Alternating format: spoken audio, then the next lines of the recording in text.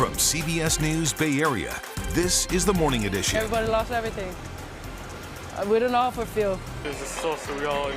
Everything is burning around, explosions, cars blowing up. Stories of survival after the deadly Maui wildfires. How people say they escaped those flames and where they are focusing their attention now. Jessica. And here in the Bay Area, we have a warm up heading into this weekend. We're going to notice it a lot more often in those east inland hills, not nearly as much along the coast where outside lands is happening. We're going to have more on that forecast coming up too. There are a lot of events happening in the Bay Area this weekend. Plus, it is Friday and your commute is Friday light. There is some road work out there, though. I'll show you where that is coming right up. And right now in Hawaii, at least 55 people are confirmed dead in those wildfires on the island of Maui. That number will likely increase, with multiple fires on the island still burning this morning and teams spreading out to search charred areas. So far, there's no estimate on how many people are missing, but the largest fire there now 80% contained. Those flames broke out on Tuesday, fanned by strong winds as a hurricane passed south of the island. Hawaii's governor toured the devastation yesterday and called it the largest natural disaster in state history. Maui County officials are urging residents to stay away, with several smaller fires still burning in West Maui and many communities without power and water right now. It's still very, very hazardous in the burn areas. Things are falling every minute around us. President Biden has now approved a disaster declaration for Hawaii, clearing the way for federal assistance. Our prayers with the people of Hawaii, but not just our prayers. Every asset we have will be available to them, and they've seen their homes, their business destroyed, and some have lost loved ones, and it's not over yet. And here in California, Governor Newsom has deployed an urban search and rescue team to Maui to help search for survivors. Firefighters from Oakland, specializing in that type of work, are also heading to Hawaii. Gianna. Amanda, also many travelers are in limbo this morning because of those wildfires in Maui. Hawaii officials are asking tourists to leave the island and encouraging people with travel plans to reschedule their trips. Our Sean Chitness is at SFO this morning with a look at how the wildfires are impacting travelers here in the Bay Area. It's a busy morning here at SFO, but we do know there are a couple of flights going to Hawaii this morning, including Maui, and some families in the Bay Area are still trying to get back here after being stranded on the island. Take a look at this video from one family that is on the island right now. The parents and the kids got separated while they were staying at the hotel that is on the island, and the parents went to go make a quick trip and then were never able to get back to the hotel with their kids and the grandparents. So listen to what one dad shared with us about how he's dealing with the situation.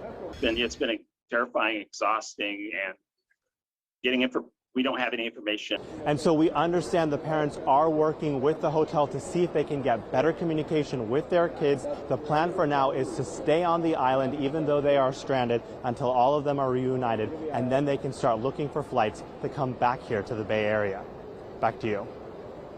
A lot of people just trying to figure out what to do right now, and nonprofits in the Bay Area are asking for donations to help those survivors of this week's devastating wildfires. So joining us now is Marissa Prater, a director at Vibes and Smiles in Daly City. Good morning, Marissa. Thanks so much for joining us this morning.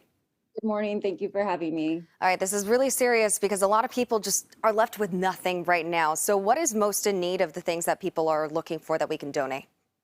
Well, the items are continuously updating as the days progress. But right now we are collecting items for hygiene kits, blankets, necessities for children's clothing. We are also collecting monetary donations that we are going to use to purchase those items as the list updates with verified organizations on the island. And Marissa, it's really difficult to even get to the island for just humans right now. How quickly can these supplies actually get there to help these people? Well, we are hoping to ship them out on Monday. We have a team on the island that are locals and loved ones actually as well. So we're going to ship it to them and they will drop it off at a Maui County designated drop-off location. So we're hoping to get it to them by early next week. We've seen a lot of scams when it comes to donations in serious situations like this, when people are impacted by devastation from whatever kind of environmental impact might be happening. So how do people know that these supplies are getting to the right recipients that are truly in need? It's really important to make sure that you're doing your research. There's a list of of organizations that Maui County has put out. And as well as just do your research, make sure it's a verified organization and a nonprofit. And then as far as our nonprofit, we will make sure we will have it on our website and we will have photos there so that you can verify that your donation has gotten to where it's supposed to get to. All right, a lot of ways that we can help from here in California. Melissa Prater with Vibes and Smiles, thank you so much. And thank you for the work you're doing to help everyone that's impacted by these wildfires in Hawaii. We appreciate it. Thank you. All right, let's bring in Jessica Birch for a look at our weather here in the Bay Area. And yeah, Jess, it's actually going to be a pretty beautiful weekend for us. It is. I mean, so many people are heading out to, Sonoma just in time for the county fair up there. There's outside lands in San Francisco. There's plenty of things going on here in the Bay Area for you to enjoy, especially outside. Now, we're seeing clouds up high and really low down in the Santa Clara Valley as we're waking up this morning. As an instrument-rated pilot, this actually really excites me. We're going to continue to see these clouds all throughout this morning. I wish I could be up there right now. It is a gorgeous start to the morning. We're seeing the sun kind of rise right in between them. Current temperatures down into the Santa Clara Valley, still sitting in the 60s with upper 50s just in the heart of San Francisco. Let's actually head just below those clouds, though, in San Jose and all throughout the Santa Clara Valley. Later this afternoon, we're going to warm up fast. Right now, we're still in the 60s. We hit the upper 60s by lunchtime, or excuse me, just around 10 a.m. actually, 70s by lunchtime, and then we're only topping off in the upper 70s into this afternoon. Now, that marine layer, it slowly pulls its way back. So those cloudy skies down south, they're going to clear up fast. Did you see that little bit of green that just kind of swept through the coast? Yeah, we still have some drizzle in the forecast for us just along our coastline. We've been seeing it the past couple mornings. Really, it's just mist in the grand scheme of things. But just keep that in mind. You might need the windshield wiper into this evening, too, as those clouds wrap their way over into San Francisco. And that's where we're taking a live look right now. Cloudy and misty conditions in the heart of San Francisco. It's kind of cool. Grab the jacket before you head outside. We're warming up into the 60s this afternoon in the Bay, 80s in our inland areas with plenty of sunshine. So quite the contrast. More on that coming up. Gianna?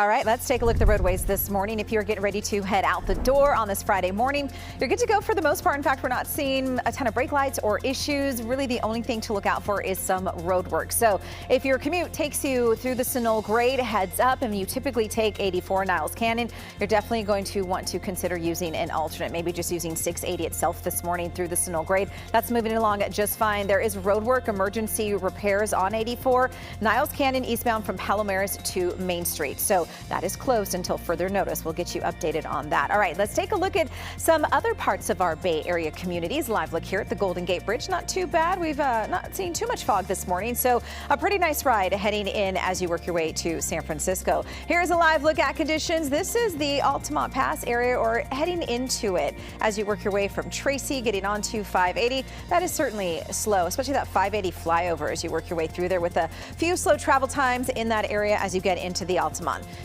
Amanda. Let's look at our other top stories now. Air quality officials have issued a pair of violation notices to the recycling plant near the Port of Oakland, where this massive fire broke out on Wednesday. We showed you a lot of these images yesterday morning. And the fire blanketed several parts of the East Bay in thick black smoke. And Oakland firefighters spent more than 24 hours battling the fire here in this debris pile that's filled with aluminum, tin, iron, and steel. That's what you're seeing all through here. Now, that fire was burning at Radius Recycling, which was formerly known as Schnitzer Steel. The recycling yard has had fires here before, we found. In 2021, the plant paid more than $4 million to settle a lawsuit from Alameda County and the state, claiming it allowed hazardous waste to pollute nearby areas. And the Bay Area Air Quality Management District has found ongoing violations at the Valero refinery in Benicia. Specifically, the Air District says the refinery failed to install pollution control equipment on multiple pressure relief devices, despite them being required by law. Regulators say the violations resulted in 165 tons of illegal emissions being just released into the air. The Air District is asking an independent hearings board to force Valero to correct those violations immediately. All right, expect to see more driverless taxis out in San Francisco. How about that? Two Robotaxi companies, Cruise and Waymo, just got the green light they needed to offer rides around the clock in the city. Public comment at yesterday's Public Utilities Commission meeting went on for more than 5 hours before the commissioners voted 3-1 in a victory for the two rival companies. San Francisco is now the first city in the world to have multiple companies offer fully operational paid driverless Robotaxi services.